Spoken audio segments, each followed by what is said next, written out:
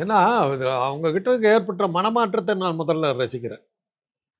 ராமனுக்கு கோயில் கட்டுனாங்க. அவங்க பார்த்தீங்கன்னா, ராமனுக்கு கோயில் கட்டி பெருசா அப்படியே உலகமே வந்து அங்க நின்னுதுன்லாம் இது பண்ணாங்க. அப்புறம் என்ன சொன்னாங்கன்னா, அதுக்கு ரயில் விட்டாங்க, பிளேன் விட்டாங்க, எல்லாம் விட்டாங்க. ரயில்லயும் யாரும் போல, பிளேன்லயும் யாரும் போல, பஸ்ல யாரும் போல எல்லாத்தையும் மூடிப்புட்டாங்க. கம்ப்ளீட்டா காலி. அதுக்கப்புறம் இங்க வந்தாங்க.